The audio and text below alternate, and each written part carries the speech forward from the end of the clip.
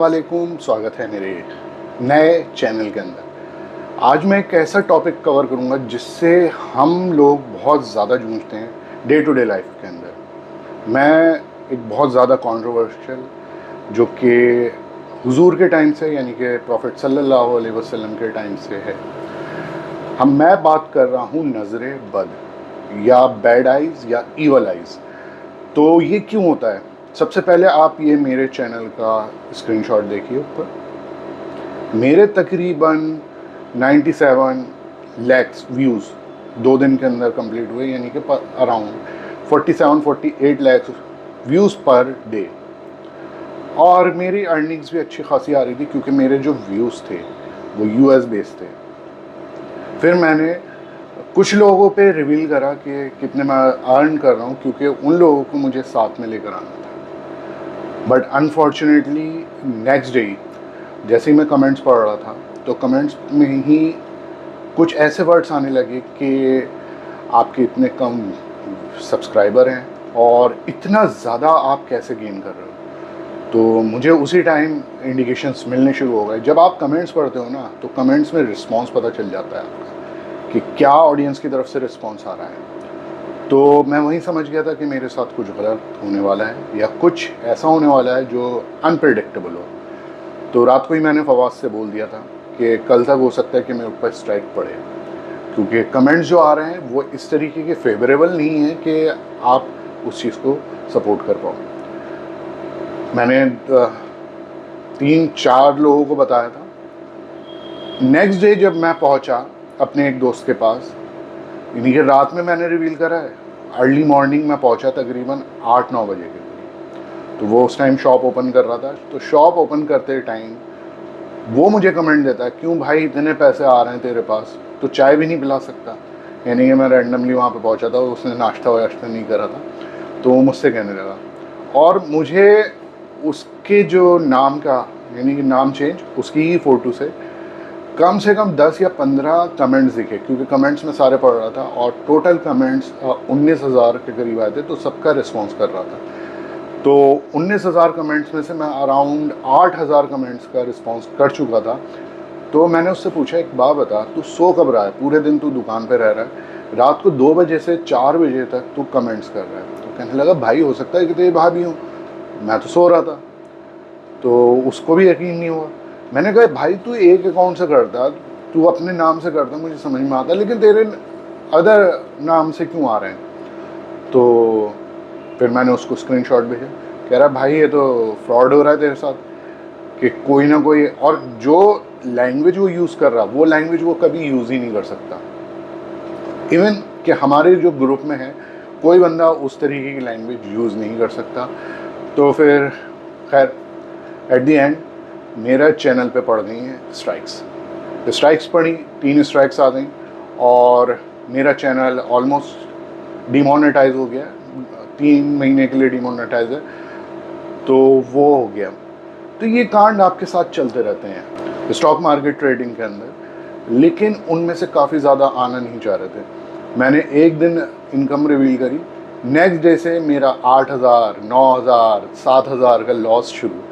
तो मेरा कहना ये है कि जब भी आप अर्न कर रहे हो, इवन कि आपके सेल्फ को ना पता हो कि आप कितना अर्न कर रहे हो, आप देखो ही मत, जो आ रहा है आने दो। इसी चीज़ पे आपने सुना होगा, बादशाह ने भी कहा है कि मुझे नहीं पता कि मेरे अकाउंट में कितने हैं। इतना ही आमिर खान ने कहा है कि मुझे नहीं पता कि मेरे अकाउंट में कितने हैं।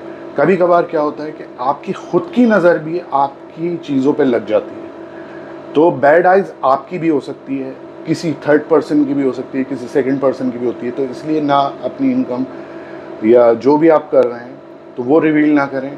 कभी वाइफ को, मदर को, फादर को, फ्रेंड्स को, वो अपने तक रखें। जब आप इतना लगे कि धीरे धीरे लाइफ स्टाइल अपग्रेड करना शुरू करें। उसके अलावा नज़र से बचने का जो तरीक़ा है, एक तो वो है कि अगर नज़र बद लग गई है आपको तो उसके इस्लामिक वे से उसके वज़ू के पानी से आपको गुस्ल करना है। दूसरा तरीक़ा ये है कि जैसे अस्कार हैं, आप सूरह नाज़ और सूरह फलक रात में पढ़ के सोएं। साथ में सूरह बकरा की एक आयत है, वो आप रात में पढ़ें। 3-4 लाइनों की आयत है, उसको आप देख लें, मैं स्क्रीनशॉट लगा दूंगा, वो आप पढ़ें। तो इन चीज़ों से आप बच सकते हैं। बाकी अपनी इनकम कभी किसी पे रिवील ना करें, ये चीज़ मेरे साथ पूरी तरीके से हुई है और मेरा चैनल गया और चैनल में नुकसान भी तगड़ा हुआ है। छोटा मोटा नुकसान नहीं है, छोटा मोटा नुकसान होता तो चलो यार हो गया 1000-1200 रुपये का, लेकिन लॉस बहुत बड़ा है।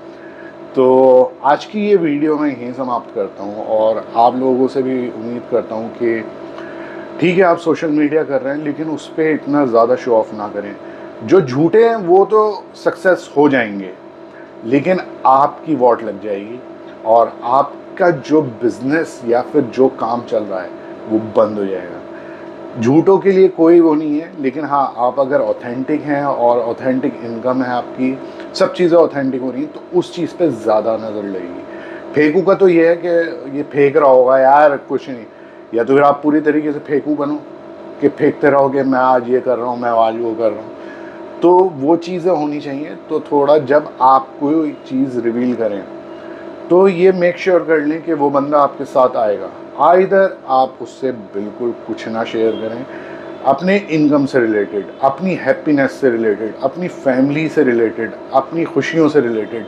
अगर ये चीज़ें आप शेयर करोगे तो डेफिनेटली आप नुकसान में आओगे। हुजूर पाक सल्लल्लाहु अलैहि वसल्लम का कहना है कि मेरी उम्मत में मौत के बाद सबसे, यानी कि मरना तो बरहक है, उसके बाद सबसे ज़्यादा जो मौत होगी वो नज़र बद से होगी। तो मैं आप लोगों से उम्मीद करता हूँ कि आप लोग भी इस चीज़ को समझेंगे। जो मेरे साथ नुकसान हुए, मेरी मदर चली गई, मेरे फादर चले गए। अब मैं आपको बैकग्राउंड में लेकर जाऊँ तो हमारी फैमिली 4 बंदों की फैमिली थी, जिसको आइडियल फैमिली कहते हैं। ब्रदर, सिस्टर, मदर, फादर, 4 लोग घर के अंदर। तो सारे रिश्तेदारों की नज़रें, सारे पड़ोसियों की नज़रें। उसके बाद मैं आपको बताऊं कि मेरे पेरेंट्स गवर्नमेंट सर्वेंट थे, तो मेरे साथ के जो पेयर ग्रुप के लोग थे वो किस चीज़ पे नज़र लगाते थे, तुम्हें क्या परवाह, तुम्हारे तो अम्मा अब्बा दोनों कमाते हैं, हमसे पूछो, तुम्हारे अम्मा अब्बा कमाते हैं। एक्चुअली मेरे पेरेंट्स ने क्या करा, मेरे पेरेंट्स क्योंकि सरकारी स्कूल में थे तो उन्होंने कहा कि हम किसी प्राइवेट या फिर किसी महंगे स्कूल में क्यों पढ़ाएं, तो मैं अपने अंडर में ही आपको पढ़ाऊंगा। तो जब उन्होंने मेरे को पढ़ाया तो वहाँ पे आपको कौन सी कैटेगरी मिलेगी, जब आप गवर्नमेंट स्कूल के अंदर जा रहे हो तो वहाँ पे वो मिलेंगे जो यानी कि मिडिल क्लास से भी लोअर आते हैं, तो उनकी इनकम्स नहीं होती हैं और वो आपके ऊपर नज़र लगाएंगे। तो वो नज़र लगेगी, फिर आप ज़िंदगी में वैसे भी कभी कामयाब नहीं होंगे। तो वो चीज़ मेरे साथ हुई। तो मेरे पेरेंट्स चले गए दोनों, जो इनकम्स थी वो भी ख़त्म हो गई। धीरे धीरे चीज़ें, यानी कि घर बर्बादी की तरफ जाता रहा। फिर मैं 2000 की बात करता हूँ, मेरे फादर ने मारुति 800 ली, सेकेंड हैंड ली थी क्योंकि उनको चलानी सीखनी थी, और 2099 के अंदर मैंने सीख ली थी। तब मैं 12-13 साल, 12 अराउंड था, तब मैंने गाड़ी चलानी सीख ली थी। तो मेरे खालू आते हैं और खाला आती हैं, तो खालू जो है मेरी खाला की थाई पे हाथ मार के कहते हैं, और गुल्लो ये गाड़ी खड़ी रहेगी। और वही हुआ। वो उस गाड़ी के अंदर इतना पैसा लगा जितनी की वो गाड़ी नहीं ली थी। अराउंड उस टाइम ली थी 65,000 की। मारुति आती थी नई 2,10,000 की। तो आप उसी से अंदाज़ा लगा सकते हैं कि 91 का मॉडल था, 2000 में ली थी 65 की, और उस पर 60,000 रुपये उसकी रिपेयरिंग पे लगा चुके थे मेरे फादर। सबसे पहले उसकी पूरी पेंटिंग करवाई 22-23 हज़ार रुपये की। उसके अलावा इंजन का काम, यानी कि पैसा उस पर लगता ही रहा। तो वो नज़र लगी। उसके बाद हमारा घर, तो उसके बाद हमारे ताया के लड़के आते हैं कि अटरिया पे चढ़ के बैठे हुए हैं। तो इस तरीके के कमेंट्स आपको देखने को मिलेंगे जब नज़र बद आपको लगने वाली हो। तो नज़र से बचें। इसी के साथ मैं ये वीडियो ख़त्म करता हूँ और मिलता हूँ अगली वीडियो के अंदर।